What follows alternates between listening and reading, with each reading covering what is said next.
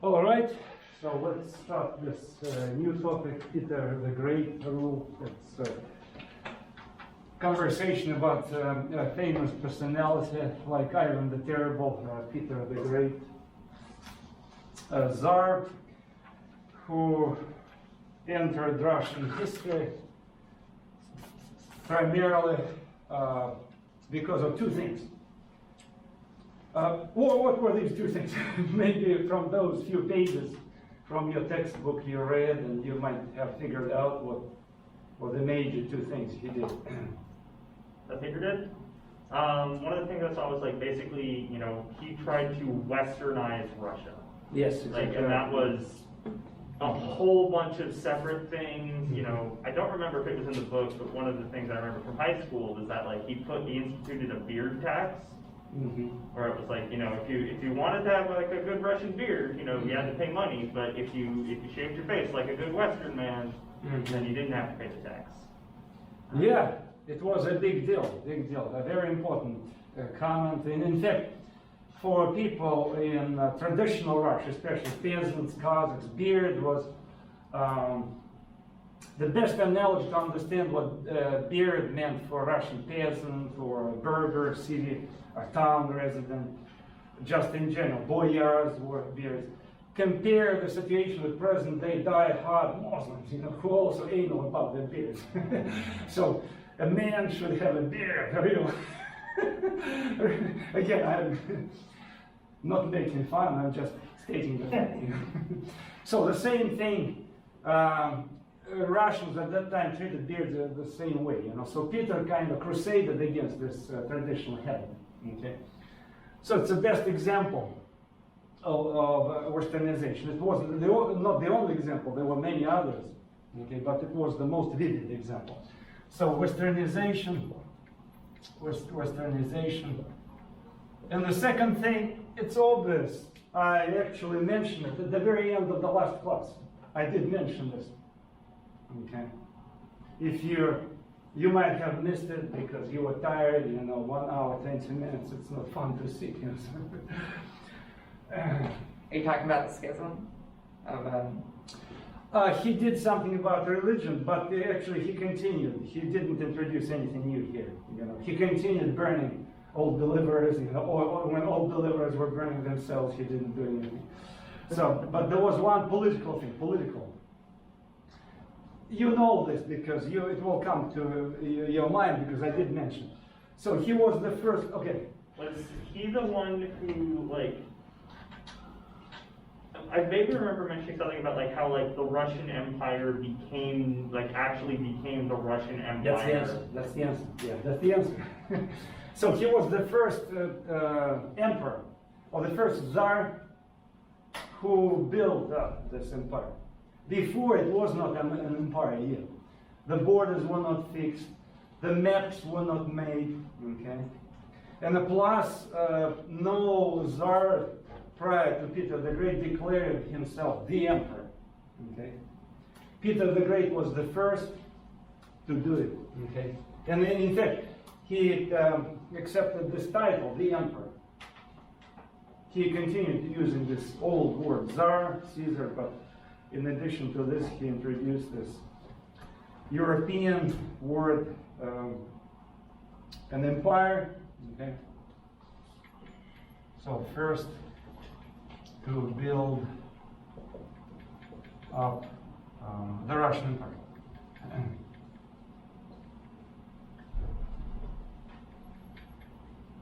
All right. But in the, go ahead. Was he a Romanov? Yes. He was. Was he the first Romanov Tsar? Not the first. He was one of the successors. Okay. So remember, there were two dynasties essentially. Before Peter came to power, Russia was pretty much an isolated country because of the fights with Polish-Lithuanian state. It was civilizational divide. So Russian Orthodox Church, people who belonged to Orthodox Church against the Catholics, or Latins, as they were called, Latins. All Lithuanians, Polish, those Russians who converted to Catholic Church, and the rest of Europe were called Latins.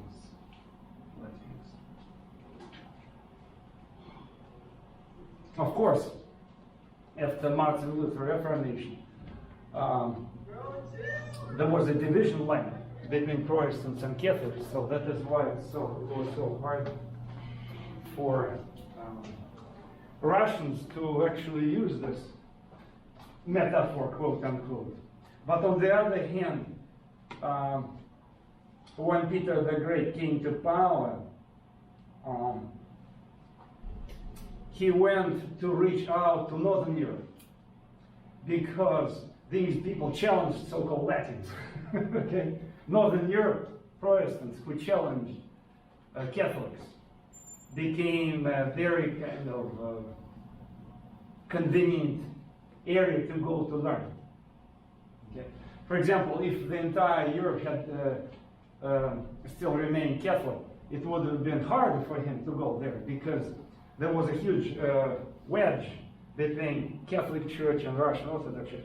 But Protestants challenged the power of the Pope. Okay, the enemies of my enemy are my friends. Okay, that's the logic. So that is why it was more convenient for Peter the Great to go to Northern Europe to do this. Okay. Unfortunately, the textbooks don't mention it, but we need to bring it up to remember this. Again, I'm jumping ahead in this case. So there was diehard serfdom, and in fact, Peter the Great strengthened this serfdom, okay, solidified it. Little contact with Western Europe. That was destroyed by Peter the Great, so he just the opposite. He declared a policy, it was called to break a window into Europe. That's how he called it. So we need to have a window into Europe. Okay. Russia, Orthodox Christians, they saw Catholics and Protestants as heretics, but again, Protestants were favored, okay, since they challenged Catholics. Okay, the empire under Peter the Great reached the Pacific Ocean. He was the first one, before he died, who commissioned German-speaking map makers, engineers from Germanic states. Remember, Germany was divided into 49 states, and they went here, everywhere with expeditions trying to map this empire. Okay, we talked about the time of troubles. We mentioned a few czars. Again, I don't want to infest your minds with names. Succession line, the dynasty, the family that was in power, this clan of Romanovs, Romanov family, so we know about this. Okay.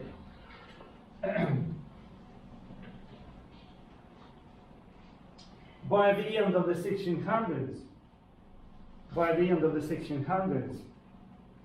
there were two persons who were to claim the throne, Russia, two Romanovs. Okay. This lady, who was a mature, Sophia, the sister of Peter the Great. And Peter the Great was young, teenager, who by 1699, he became like 16 or 17. So since she was an adult, so she ruled. And she was afraid that he might, as a male, he might compete with her successfully. Because, you know, it's a natural thing. At that time, it was a male-oriented society all over the world. So we have to keep this in mind. So she allied with particular aristocrats. Remember this question I pestered you with on your quiz, you know, how Ivan the Terrible treated aristocrats. And aristocrats were subdued, but Sophia decided again to reach out to those new aristocrats created by Ivan the Terrible. Remember the outgrowth of so-called Oprichnina, new gentry, new aristocrats. I'm using the word aristocrats, gentry as synonyms, okay? So in addition to a few aristocrats, she asked to help her because they were males, okay? She also reached out to these people who lived in Moscow, musketeers, helped by Italian experts in gunpowder and guns who were invited before, by the way. Remember, Western people were on a small scale, were invited, and I did mention it a few times. They created this musketeers. By the end of the 1600s, there were about 300 musketeers. So she endowed them with perks, big salaries, presents, gifts, asking in return to help her in case a danger comes from her relative, Peter, okay, to help her. In the meantime, she shut down her brother, isolated him. She didn't allow him to socialize with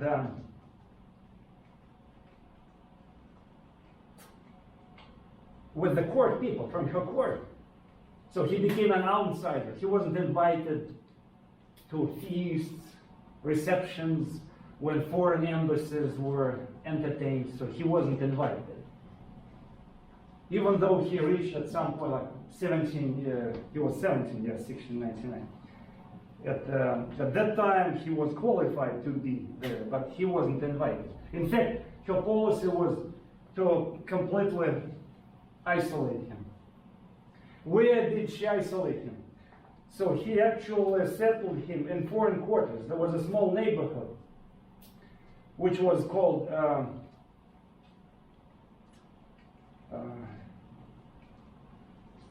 German Sloboda. Sloboda it's a colloquial Russian word which can be translated where the American, I don't know, it's not exactly like something hood or neighborhood, okay? So German neighborhood. It was a nickname for a small area where all foreigners lived, not necessarily Germans. But in fact, the word German is very confusing. That is why some historians who don't know too much about Russian history, they read some sources translated in English, they see the word German, and they're confused. They think they talk about Germans. See, 1600s, 1700s, it was a generic name for foreigners, so we have to figure out who these foreigners were. Even English people are called Germans, okay? But people from Holland routinely were called Germans. Yes. It's bizarre. It was hard to figure out. Okay. So we have to go by names. It's colloquial Russian word for foreigners. Anyway, so she relegated him to that place, and he had no other places to socialize except these people and the children of these people. So he quickly learned language. He did speak German. He did pick up some Dutch. He picked up some English. So now you see that your upbringing is very important. You know, show me the people who socialize with, you know, and I will tell you who you are. Even if you rebel against your fathers and mothers, you are prisoners of your families, you know, believe me, because you will not notice that sooner or later that traces of this upbringing will pop up, you know. I gave you an example of, again, since I study religions, you know, I gave you examples of some students. I had some students in my classes like 3-4 years ago who came from Southern Baptist families. And I remember one of the students, excellent. He is right now in the main program. And he said, I came from a family of Southern Baptists. And I hated it. Oh, so I understand it. But throughout the semester, I noticed that he was such a die-hard atheist, you know. So on each possible occasion, he tried to emphasize, you know, that how he was an atheist, you know. He tried to always, when other students were saying something about religion or some union, some spiritual life, oh, you're wrong, you know. You are totally wrong, you know. He jumped up. And at the end of the semester, we kind of had a friendly conversation, and I said, look, I have to tell you something, you know, I kind of observed you, you probably observed me, you might make comments about something, what I'm doing. I said, here, I noticed this, and how do you view this? He said, very uncomfortable to hear, you know. So the way he promoted his atheism was, my assumption, again, maybe I'm wrong, you know, it's hard to assess the behavior of this person, but the way he behaved was like he tried to impose his atheism on the other people. He knew the truth, you know. Anyway, it's, and I also catch sometimes myself, you know, sometimes it's so bizarre, you know, how even certain habits you pick up from your parents, you know. Sometimes it's eerie, you know. So that is why I believe that if you want to understand the culture, mentality of local communities, you have to explore the families in which they were raised. Or another example, in the introductory classes, I asked this traditional question to my students. Raise your hands who are read by your parents. It's my frequently asked. There's 35 students. Out of the students, sometimes 7, 8 people raise their hands. Almost every one of the students get A's because they had been exposed from early on to the culture reading, you know? And those who did not pick it up, you know, for instance, in my case, you know, I remember I didn't learn math, physics when I was young, and I kind of came to despise this. And my father noticed that I was interested in history, and he was in chemistry, and he said, oh, you don't like it, so go into history. And now I feel uncomfortable. It's simple things I cannot do, like percentage, you know, I still have to use certain formulas. It's nuts, man. So habits, traits, it's amazing. But anyway, just to illustrate how important it was for Peter the Great, his socialization in this quote-unquote German neighborhood. Foreign quarter. Okay. He had, to keep himself busy with his foreign friends, some mixed blood friends, he did mock battles. Okay, they were dressed in military uniforms. Okay, he also befriended some people of lower classes who didn't belong to gentry, Russians, whom he befriended when they entered this German quarter. Okay, and some of these people became later his friends and associates, assistants. Okay, so they were dressed in this military uniform, staged mock battles. I'm sorry. And in fact, some of these people, dozens of these people became officers in his personal guard later.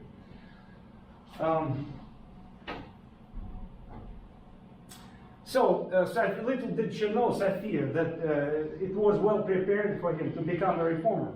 Okay.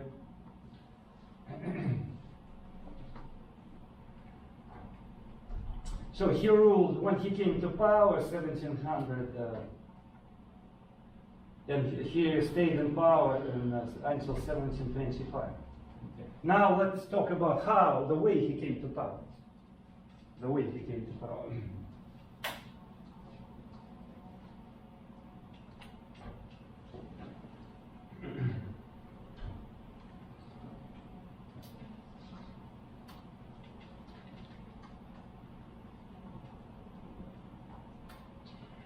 There were still some aristocrats in the court who believed that they could manipulate him against Sophia. They didn't want her to become a powerful monarch. They conspired.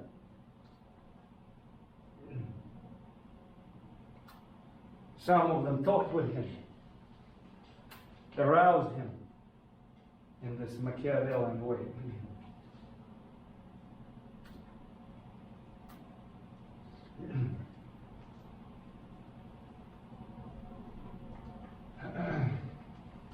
Sophia felt threatened by him again, despite the fact that he was relegated to this place German quarters. So he decided to ship him away to the west. In fact, he himself told her that he wanted to go to the west, Holland, England, this northern European countries, to learn, to get more knowledge, to become more educated, to learn skills.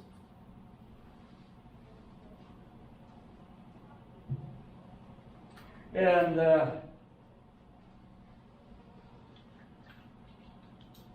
So he's dressed like a vagabond, is that the... like a craftsman. So he decided to be dressed like a common man when he came to Holland. And that's actually painting, some, I think, Dutch painting or something that survived.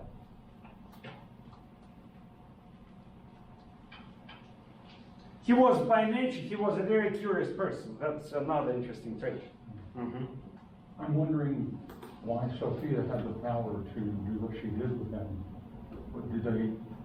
Was he not the next in line, so to speak? Because he was young.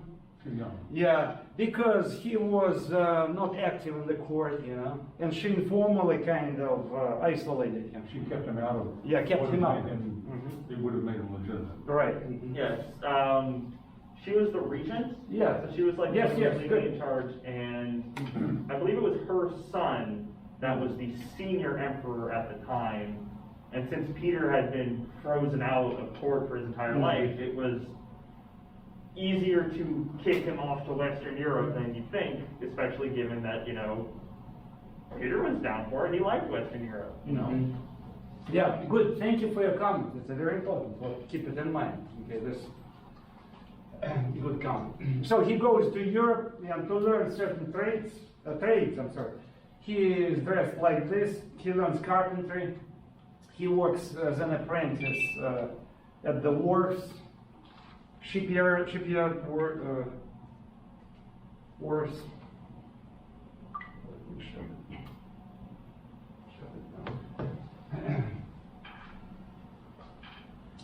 His formal goal, again, she sent him with a mission, supposedly with a mission, to form a union against the Ottoman Empire. Okay. So since Ottoman Empire was traditionally the major enemy, Crimean Principality, Ottoman Empire, same actually force that challenged Russia, in addition to Polish-Lithuanian state. And also another goal was to find foreign workers and educated people, architects, to bring them back to help build new buildings, okay, to help with military technology. She didn't care too much about it. It was just an excuse to send him away. Okay. But I repeat, people are different. That's the role of personality. The role of personality is important in authoritarian countries and these regimes ruled by emperors, czars. Why did she allow Peter to remain alive? That's a good point. It's a good point. I guess she was thinking about poisoning him, but she didn't do it. You know, sometimes people do it, sometimes people don't. You know, she probably thought that it could be exposed. Okay, so you need to do it in a secret way. You know, it was done. It was done occasionally throughout Russian history. Or at one case, the emperor was actually killed by ashtray in 1801. Ashtray? Ashtray. And then, just to make sure that he is dead, he was suffocated by a scarf, by a Praetorian guard. Okay, so it depended on the situation. So I guess she didn't feel comfortable doing this, you know. Where if she would have felt comfortable, I'm sure she would have done this. Okay, so the fact of life is that she didn't do it. Maybe some kind of relative kin feelings, so feelings that he was still a relative, you know.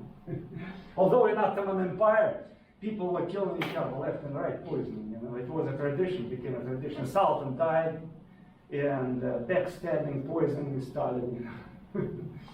So Sophia was deposed at a certain point and spirited off to a convent. Yeah. So, what was the mechanics of that? I mean, how was her leadership usurped, and how was she spirited out without having her killed? Well, you know, we will be talking about this. So there was she tried to stage a revolt to instigate these musketeers against Peter the Great, kind of to finish him once and for all. Okay, yeah. So we're coming to that. Yeah.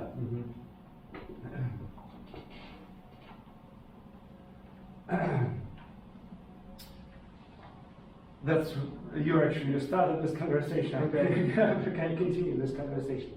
In 1698, these musketeers, strelцы. Strelцы literally means shooters. That's the translation of this Russian word. These shooters or musketeers, they revolted. Why?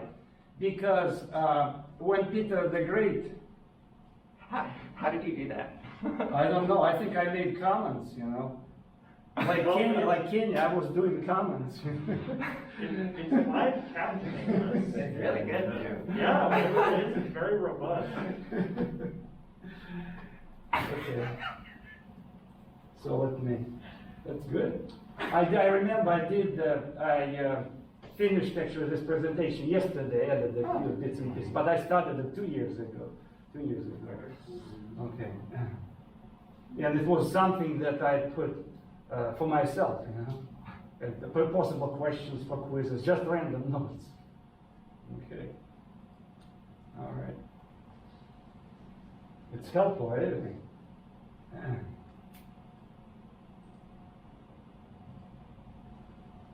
Some of them might be helpful. In fact, I have to figure out, you know, so how to do these notes to help you.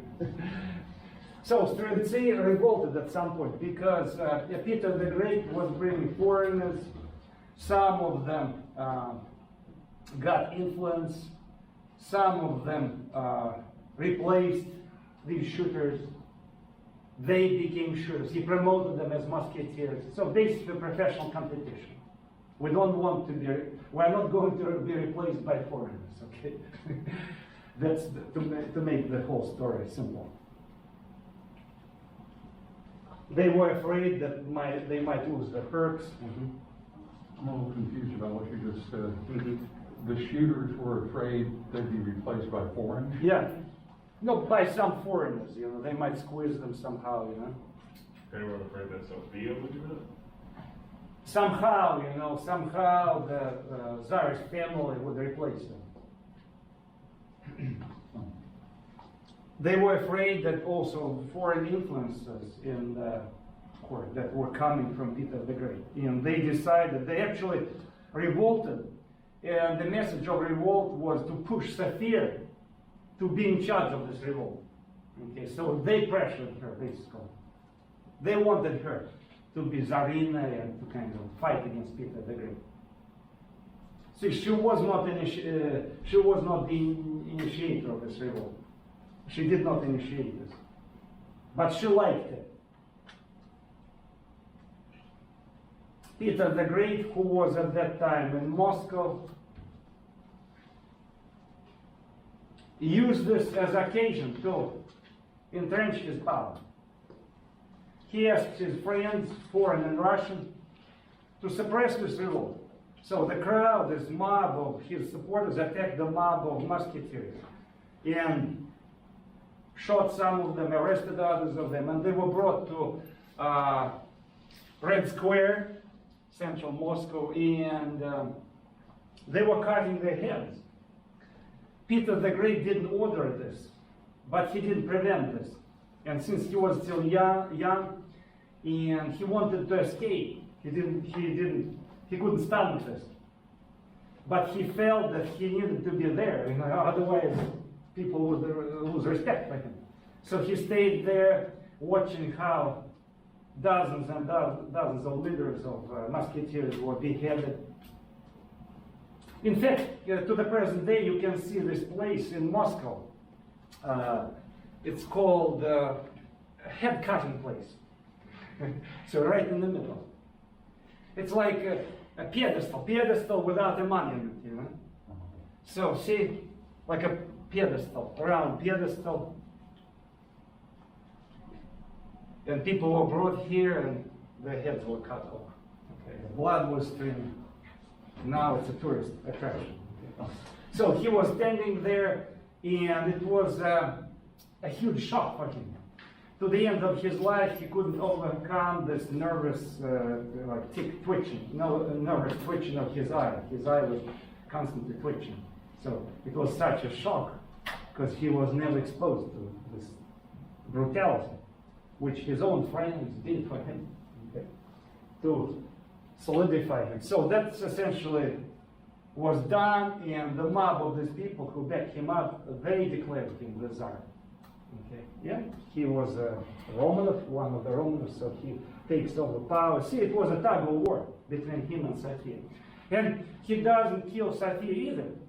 So he ships her away, sends her away to a monastery, see?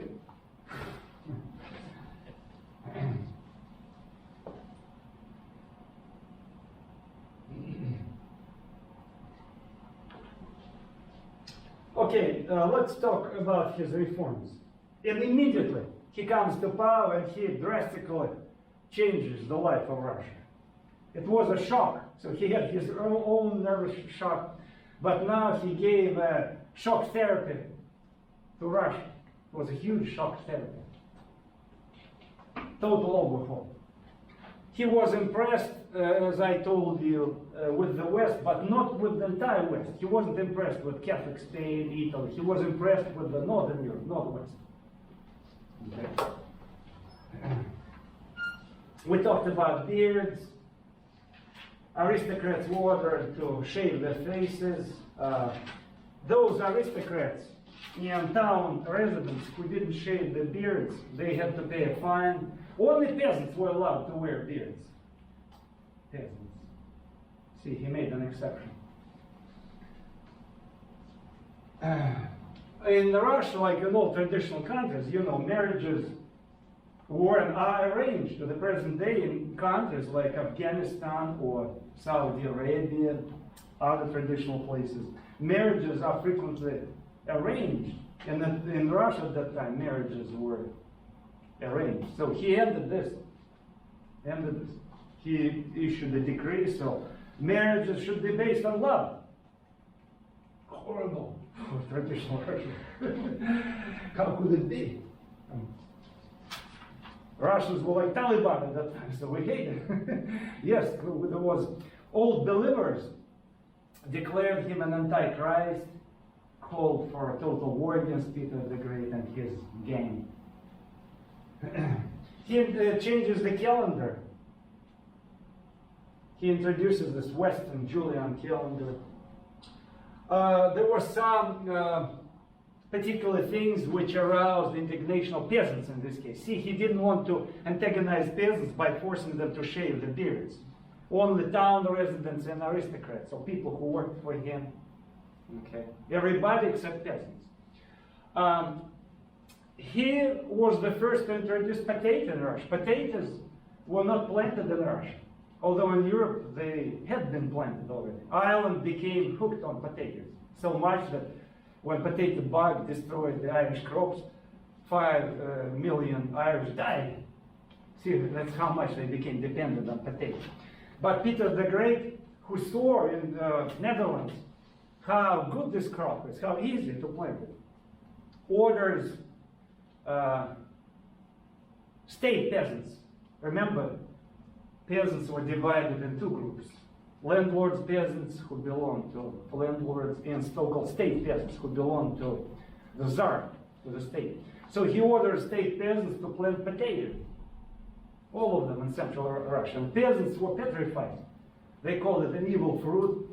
So eventually Peter the Great had to send troops because central Russia had to deal with potato revolts. Yes, potato revolts. For 2 years, there were rebellions.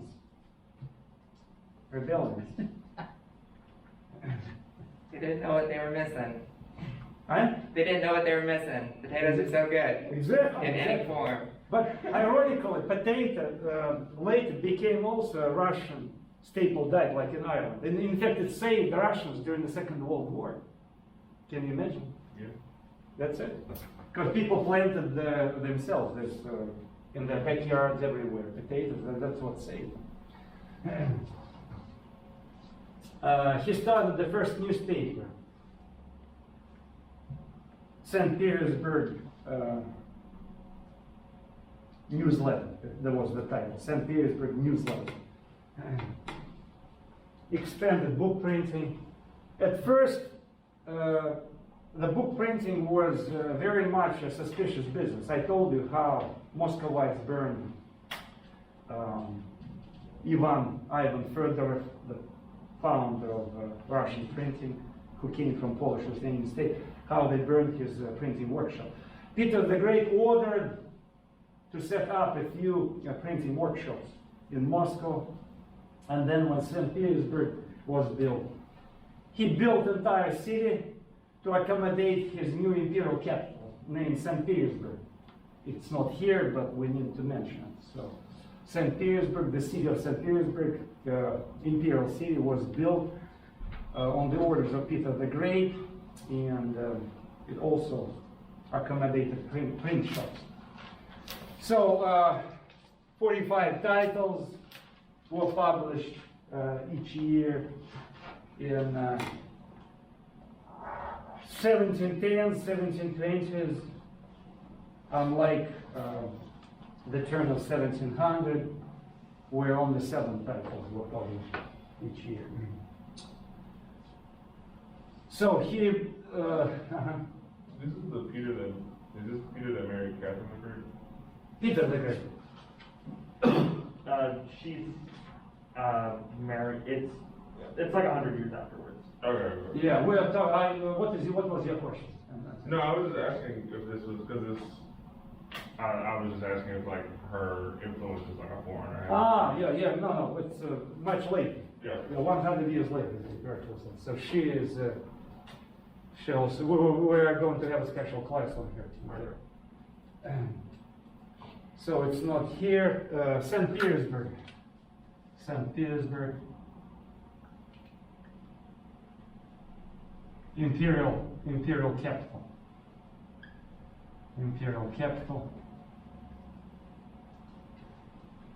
St. Petersburg, the new imperial capital, was built where? On the coast of the Baltic Sea. Why? Purposely to break away from Moscow, because Moscow was right between Europe and Asia. It was a traditional Russian city, and he hated it, the city where he felt abused, and he didn't want to have anything to do with this town. So, when he came to power, he ordered to build a new capital. In fact, thousands of state peasants were forced to go to the swampy area. I repeat, it's not far from Finnish border. Not far from Finnish border. City of St. Petersburg was built, and 25,000 people died building this city because he forced to dry swamps. Okay, people were working hard. It's back-breaking labor, unhealthy climate. And a lot of people died, and archaeologists to the present day find in this remaining swamp skeletons of people who simply were thrown there to die, when they died from malnutrition, from hard labor. Okay, so that's what he did. 25,000 people were sacrificed to build this city, or imperial city. He sounds like he's not a very nice person. Well, that's what it was. You thought he was nice because he wanted to westernize Russia. But he was doing it from above, on his orders. So westernization, that's another point. See, you kind of expressed this opinion, which in fact to the present day many in Russia hold against him. That they say in Russia, to the present day, there's a hatred of this Tsar. Especially people who nourish this traditional Russian sentiments. They say that he was evil Tsar. Of course, he was evil for them because he wanted to westernize Russia. But in addition to this, they list these examples. They enumerate these examples, like sacrificing peasants, killing all deliverers, which is correct. But they use these facts to back up their thesis that he was evil because he wanted to westernize Russia. Okay? But the fact of life, he was doing it from up above. Westernization of Russia wasn't coming from below. See? So, a royal city was built in an interesting way. Foreign engineers were brought and architects to build this city. And it was built in a scientific way because he was obsessed with science, geometry, astronomy, he studied all these things. So he ordered them to have straight lines. Streets should not wiggle, okay? Everything should have parallel. Everything should be clear, okay? Everything should have numbers. Buildings should have numbers. It shouldn't be like Moscow. So here we see this an attempt of the emperor to impose this like scientific mindset. Okay. Worship of another example of a person who wants to worship science. Sometimes it's called scientism. You heard about scientism? It's a phenomenon when a person, a politician, expert, governmental expert, becomes so obsessed with science, he or she believes that he can impose anything on people. Because they try to say, oh, there is scientific consensus, you have to do it. If you disagree with this, I will destroy you, you know. So we have politicians, experts, you know, from 19th century to the present day who try to do this. You know, unfortunately, that's a fact of life. What can you do with this? Because if they tell you there is a scientific consensus, you cannot go against this. But anyway, it's but as a scholar, I will tell you there is no scientific consensus. Science is not developed by consensus. Science develops through debate. There are different groups of people who debate each other. Anyway, at that time, scientific revolution was winning in Western Europe, and Enlightenment was coming, and achievements of this scientific revolution. On the heels of scientific revolution, there was an understandable obsession with science. Okay,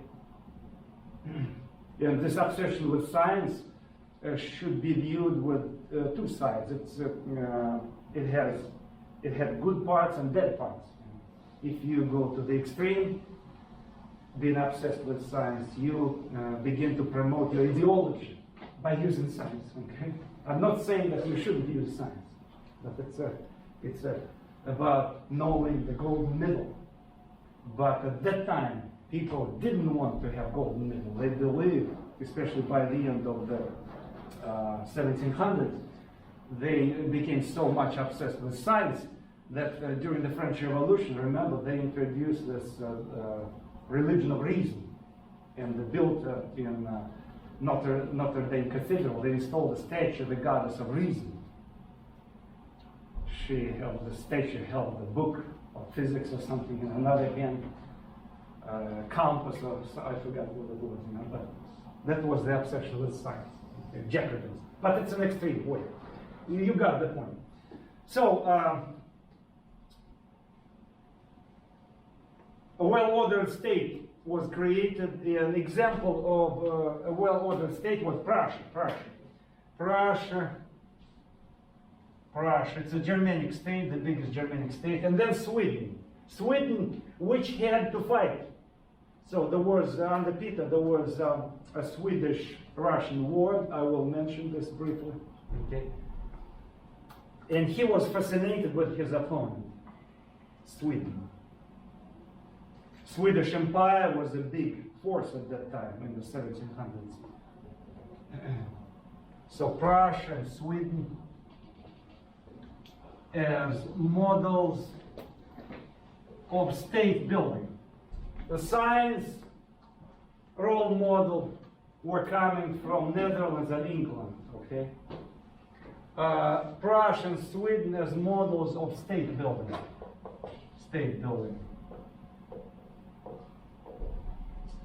Why? Because he personally didn't like that England and Holland, from whom he copied good scientific accomplishments, they had this democratic tradition installed in the political regime. For instance, he could not be fascinated with the Netherlands Merchant Republic. Merchants ruled Netherlands, or Holland as they called the Netherlands at that time. Remember, it was a republic of merchants. It was the freest country in the world, by the way. England, yes, the freest countries. These were the people who were the first to come up with the slogan, no taxation without representation, by the way, yeah. Netherlands, Holland, when they were fighting against Spain that wanted to turn them into colony that was to pay heavy taxes. They said, we're going to pay taxes if you give us representation, if you create parliament. Of course, the Spanish king couldn't do it. England could not serve a role model, political role model for Peter the Great either. Why? Because England was what? A constitutional monarchy, right? A parliament was very powerful there. So, no, we're not going there. But Prussia and Sweden were absolutist regimes. At the same time, they also claimed science. So, scientific rule. Our state system was built according to science. Scientifically approved models. Okay. So what does it mean, scientifically approved models? It means to create bureaucracy, governmental bureaucracy, where everybody stays from 1 hour, from a particular hour to another hour, from 9 to 5, where jobs done by these people have specific rules, responsibilities assigned for people. Okay? There shouldn't be ambiguities. Each person that works for the government should have clearly defined responsibilities, clearly defined salaries, clearly defined system of promotions. Okay? And that's what Sweden and Prussia did. Okay? They worked bureaucrats for the emperor. They knew what to expect. They knew what to do in order to be promoted. So to eliminate this informal Oriental ways of doing things, okay? That was the goal. And Peter the Great did this. So he eliminates boyar council. Each czar has this vague, fluid advisory board called Boyar Council. Under Ivan the Terrible, Boyar Council was totally eliminated because he killed all aristocrats. Okay. Later, it was revived. Of course, it wasn't a parliament, it was just an advisory board. But Peter the Great eliminated this council. We don't need it. And he created a Senate.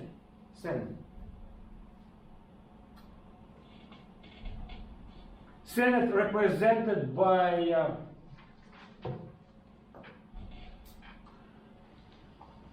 the best servants, people who worked, who matured on their job, reached a particular age, reached a particular level in bureaucracy. They were to become senators. They should receive a title of a senator. It's like elders, only elders who went through particular stages in bureaucracy. Experienced bureaucrats, who are aristocrats, of course. Common people will not accept, only aristocrats.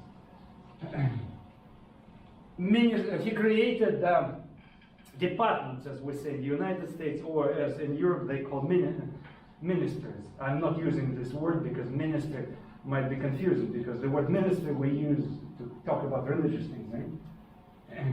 So he created colleges. Colleges, it's departments, governmental departments, like Department of War, Department of Agriculture, Department of Church Affairs. That was done, by the way. He eliminated the institution of Archbishop. He created Department of Church Affairs. See, he bureaucratized everything. They were called colleges. Okay. So, in reference to what Kenny just said, he was not a nice person.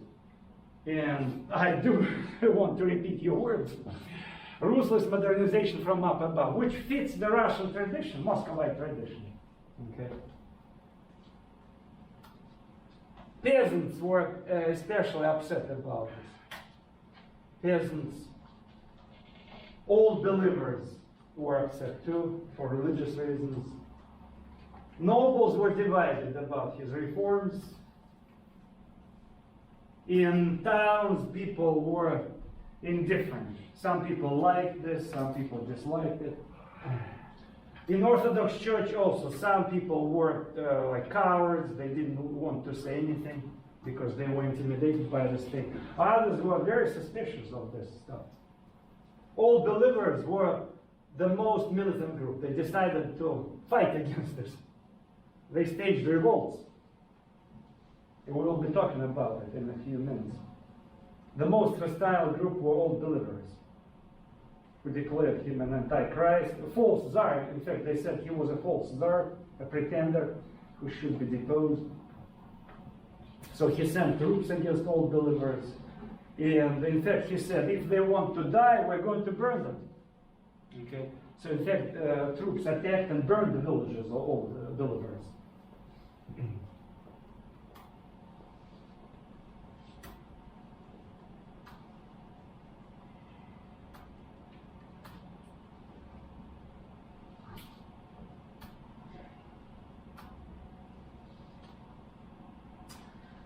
Here is the biggest revolt that hit hard Peter the Great Empire. So-called Bulavin revolt. Bulavin was a Cossack, of course, because it was easy for Cossacks to start a rebellion because they nourished this rebellious tradition in southern Russia. Under Peter the Great, there was an attempt to introduce state monopoly on the sale of liquor. I forgot to mention here, liquor. And also sale of salt, iron, wax, flax, bread, tobacco. All these items were to be sold only by the state, in state stores, by state agents. So private people were not allowed to sell these things. Private people were not allowed to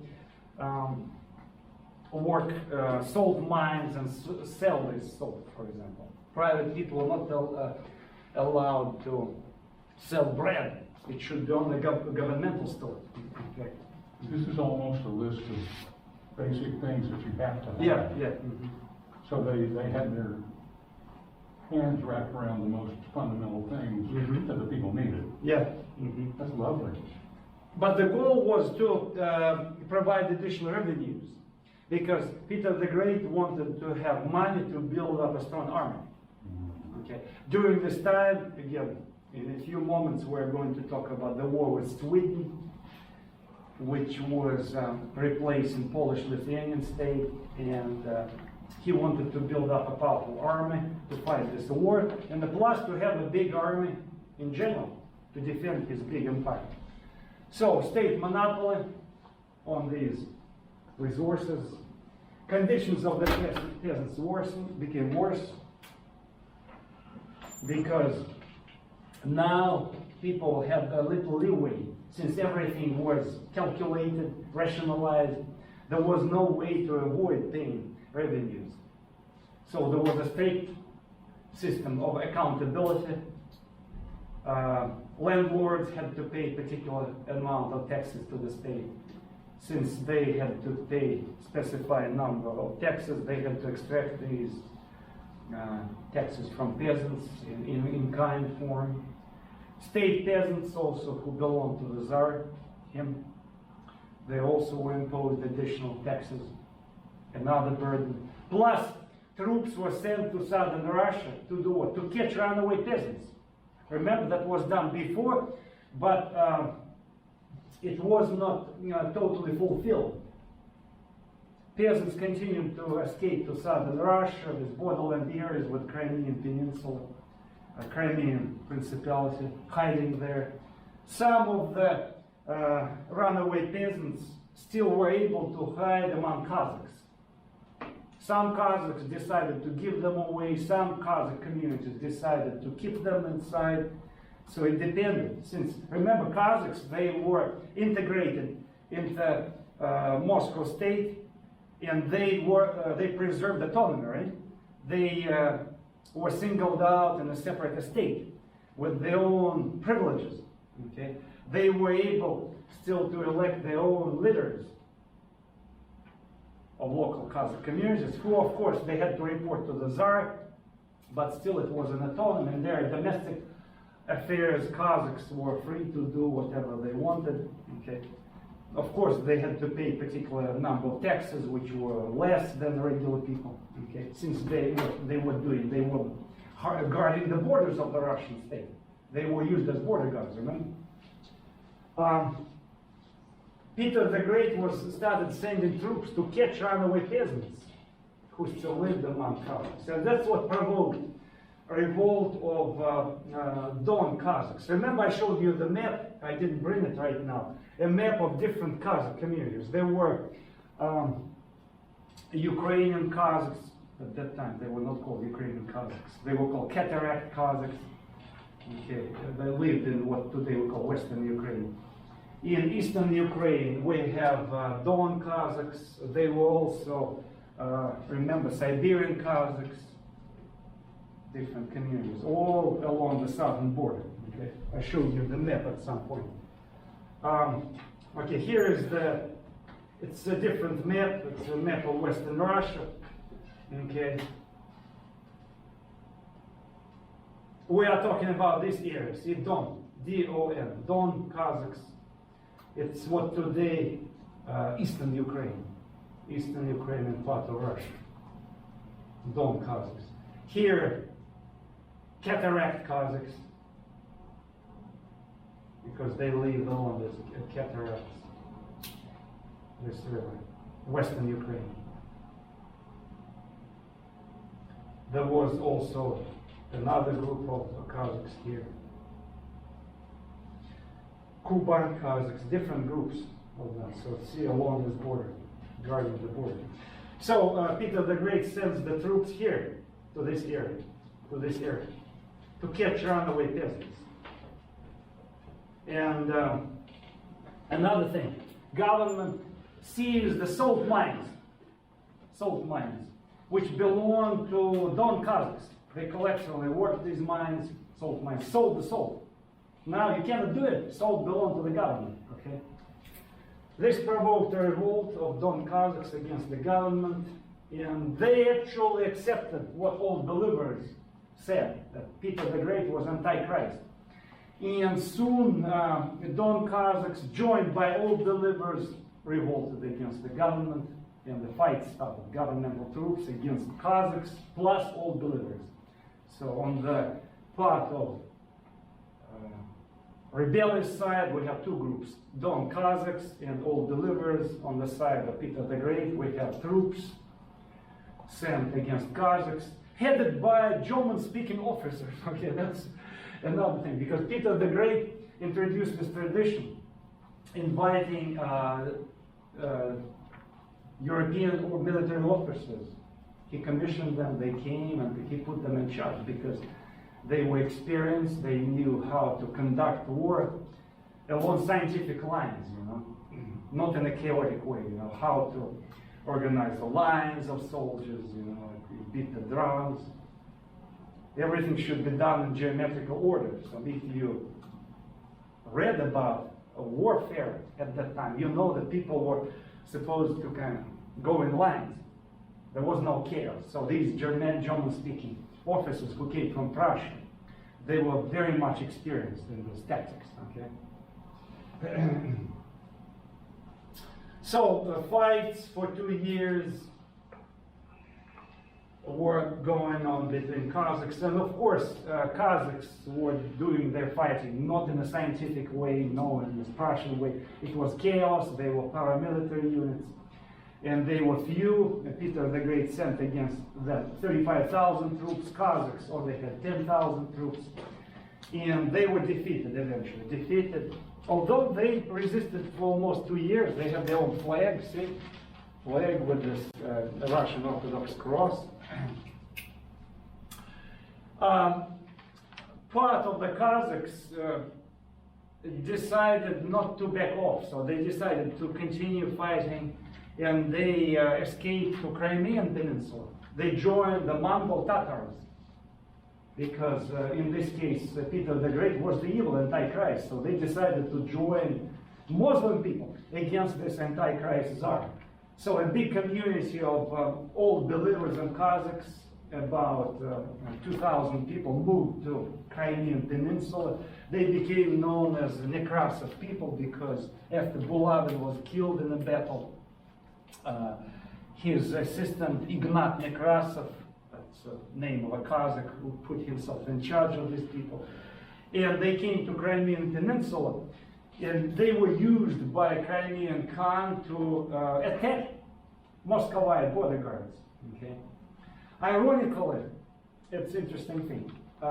People who helped the governmental troops to defeat Don Kazakhs were Ukrainian Kazakhs from this area. I purposely brought you this map to show, see which is colored in this beige color. So these cataract Kazakhs were recruited by these German-speaking officers sent by Peter the Great to fight against Don Kazakhs. So why am I telling you this? To show that there was a big wedge right now among different groups of Kazakhs, because government corrupted them, government turned them in a separate state. So that is why some of them decided not to compromise their privileges. So they sided with Peter the Great against their own people. Okay?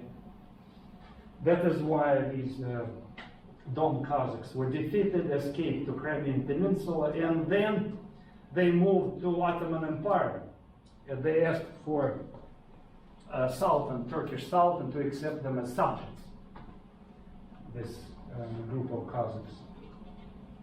And in fact, later, much later, when a Russian general, of course, with a German name, Johann Friedrich Medem, later after Peter the Great, invited them to come back, because they were used by Turkish Sultan as his Praetorian Guard.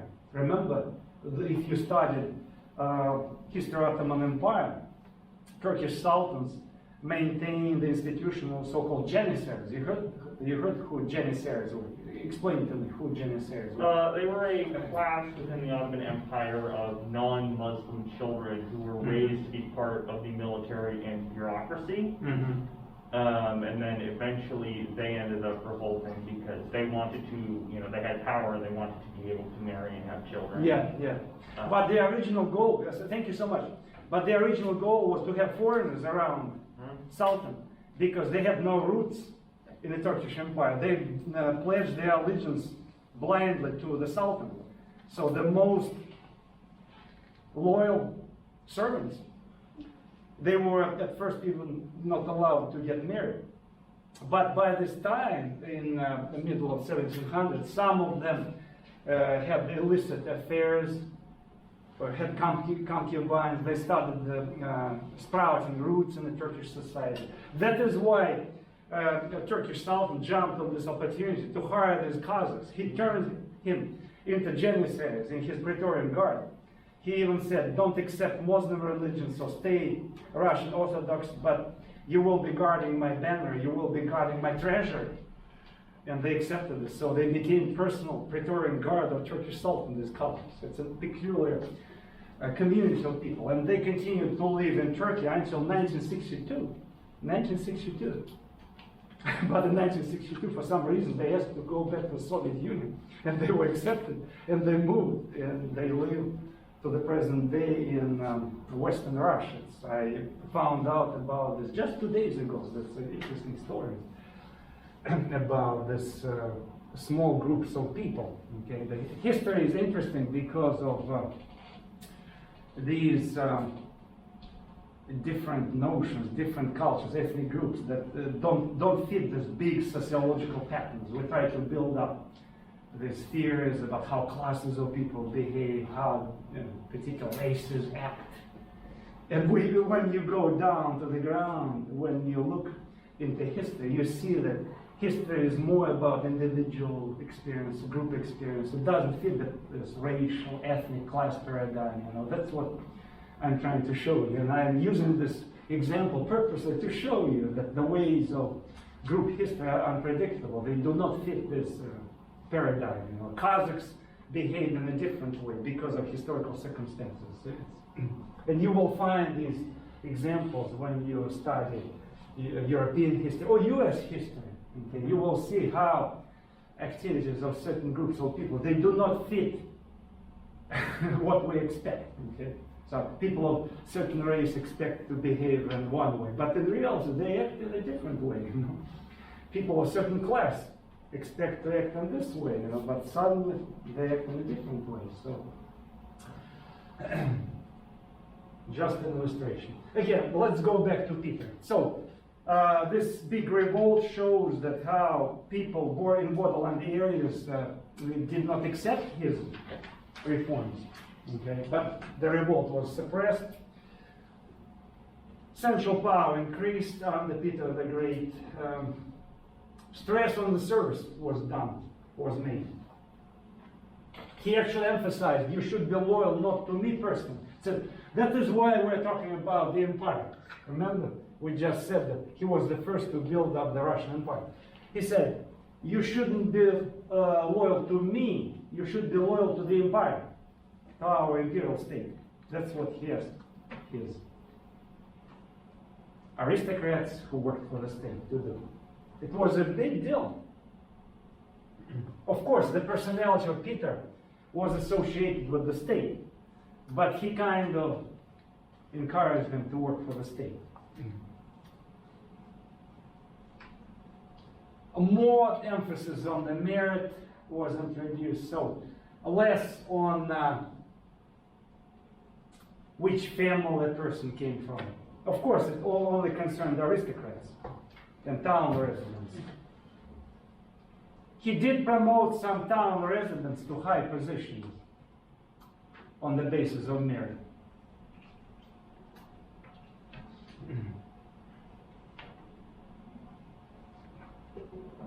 And occasionally he did some show-off acts when he demonstrated people that he concerned about the interest of the state, not about his personal interests, a show-off experience. For example, he liked to come to shipyards and to join workers to carry logs, helping them carry logs, or grabbing a hammer from them and nailing nails, showing off for people to have the stories about the good Tsar who concerns about building a powerful military fleet. Okay, so this type of stuff, he loved to do this stuff. Before him, Tsars never did this. Tsars were, to suppose, emanate this Byzantine, Mongolian, war, they were high above, who are you little people, So they were never expected to do this type of things, So he broke away from this tradition to show to the people that I work for the state, it's for the military power of the state. This is really bothering me. He wants everyone to look at him as some kind of heroic figure, but Absolutely. in terms of his actual actions, he's ruthless and violent and brutal. And somehow they're not supposed to think about that or even know that. He stresses service to the state, but then he's also the symbol of the state. Mm-hmm. Those two things don't seem to go together.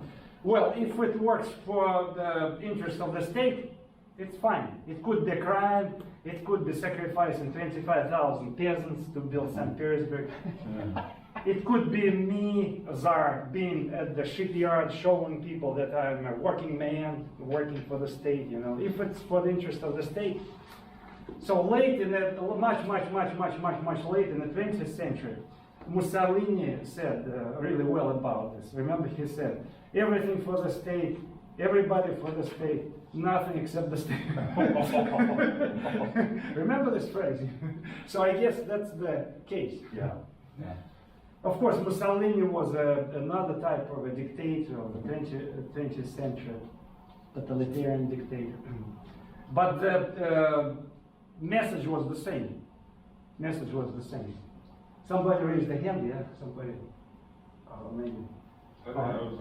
You want to test something, yeah? Well, I was gonna say that, yeah, it seems to, like what you were saying, seems to be the case. But Yeah. you can see that in examples, like, in a bunch of different places, like even in the modern days. Absolutely, absolutely. In fact, there is a book, since you mentioned this, it's my favorite scholar of the book, James Scott, called Seeing Like a State. Seeing Like a State.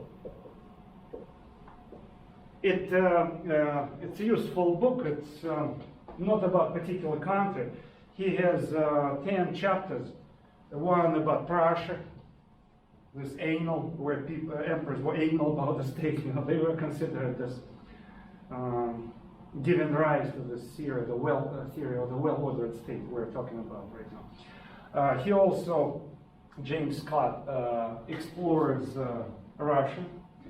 He explores some African countries. He picks up Tanzania, then he picks up Brazil. He picks up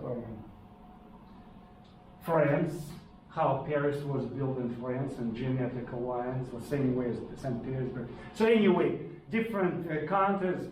He shows how this obsession with the interest of the state led people to make horrendous crimes.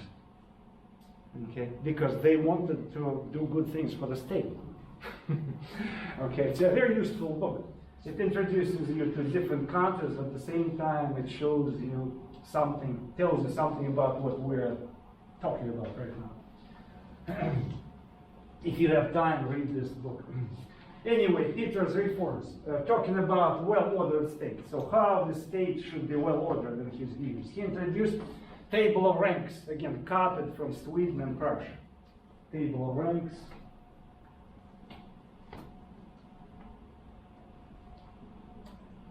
Not so much from Denmark, Sweden. That would be correct. Prussia and Sweden were the two major examples for him to build his state. 1722, ranking. So work, do particular responsibilities. If you do them well, you reach a certain rank, promotion. In the army, the same thing. In the state, the same thing.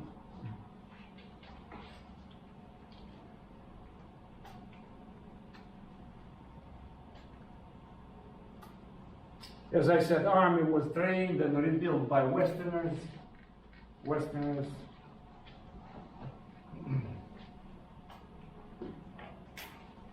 That is why, well until 1917, you see among chief military officers in the Russian army, military governors in borderlands, you see a bunch of German names like von Kaufmann, von Medan, you know. Sometimes students ask me, what is this? What doesn't make sense? I said, it makes sense because thousands of Westerners who came to rebuild the Russian army, science, Academy of Science, Peter the Great started building the Academy of Sciences, schools. They were built up by Prussians, Northern Europeans, and that's how it happened.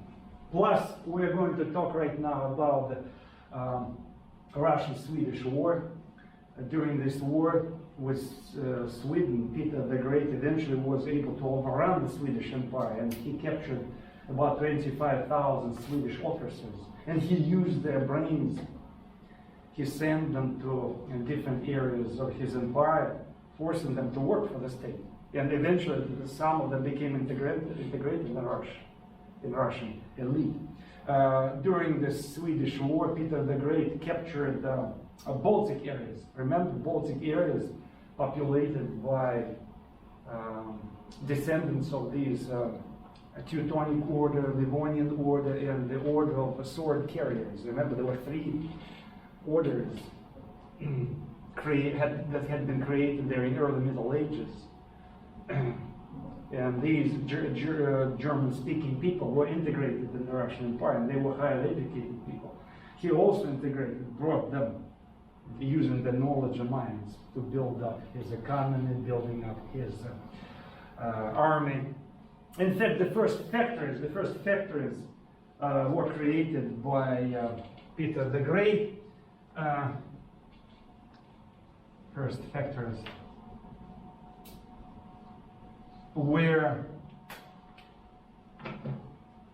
the German engineers were put in charge as foremen, managers, to supervise these factories. And the state peasants were forced to work at these factories because there was no free labor. Okay? State peasants were ascribed to factories to manufacture guns, cannons, iron tools, plows, or something like this. So it wasn't done like in England, where a worker could be hired, could be fired, free. Of course, they were poor, but they were free. But in Russia, it wasn't the case. Everything was done from up above. And under Peter, we have a new group of, new class of peasants emerging, so-called ascribed peasants. It's the state peasants who are ascribed to factories to do industrial jobs, which in Europe were performed by free people. Okay? So that's a peculiarity of the Russian Empire. So industry was growing, but it was a weird industry that was done in this, I would say, Oriental way, you know, from up above, in Muscovite way, Byzantine Mongolian way, you know, if you wish. Armed in the same way, the peasants were soldiers. In fact, a military draft was introduced under Peter. 25 years, selected peasants. Each peasant village was supposed to provide a number of recruits into the army. Each year, like each 10th person, each 10th male was to serve in the army. So by throwing the dice, peasants had to choose one of them, a few of them from each village to go to serve in the army, because the military draft was for 25 years. Basically, you were done, you know, if you were recruited in the army, so that was it. So you had to be there the whole life. And your officers were German-speaking officers, okay, who spoke in broken Russian. Okay. So the interesting, this ethnic/class division emerged in Russia. So peasants were forcibly drafted into the military For 25 years. Not everybody. for 25 years. For 25 years. But they didn't usually last that long, right? So they died while they were. They died, yeah, because life expectancy at that time was very short. Yeah, That is why I'm saying. So that, when you get drafted, that's like the end of your life. End of your life. Wow. So Peter the Great was not anti-religion, but he didn't care about church. He didn't come for church services. He wasn't upset with Russian Orthodox Christianity. He didn't emphasize he was a Russian Orthodox. Why? Because he was raised among Westerners. He just didn't care.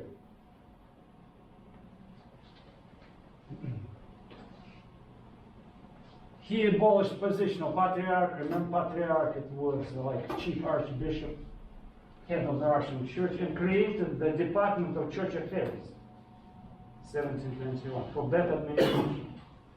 So, which meant direct state control of the church and the council of bureaucrats advised Peter who should be appointed the chief archbishop. So people dressed in civilian dress, bureaucrats advised him who should be appointed to the position of chief bishop. So it means church was totally subjected to the control of the state. Okay, that's what it meant. So before it was religious people who were choosing the chief archbishop, patriarch. Now it was Department of Church Affairs that was to choose the chief archbishop or patriarch. Okay.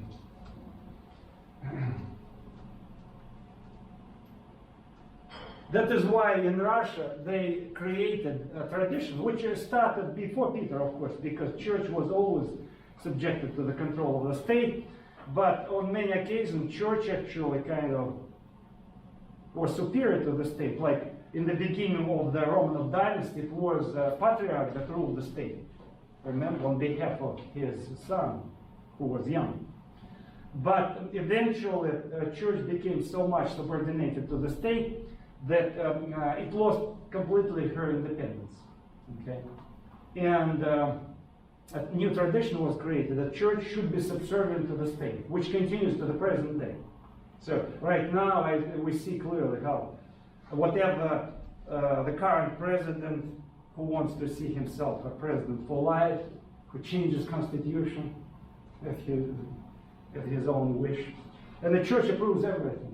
Church blesses him, church approves everything. Whatever the current president in Russia does, church approves it, because there is a powerful tradition of church being subservient to the state. I mentioned a few times the war of Russia against Sweden, so-called Great Northern War.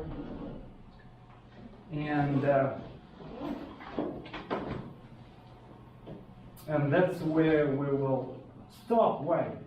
Because I have no time to finish it. We have to be done, right? Because the time is up. So let's finish with few bits and pieces next time. All right? Thanks.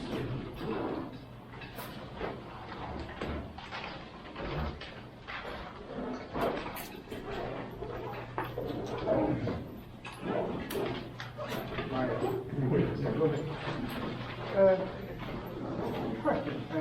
So there's two spellings for czar. T-S-A-R, E-Z-A-R.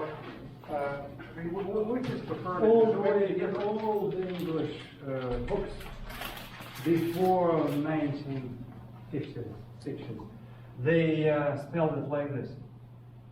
So now they do it like this. So T-S-A-R is more, is preferred now? Preferred, yeah, preferred. Okay. Mhm.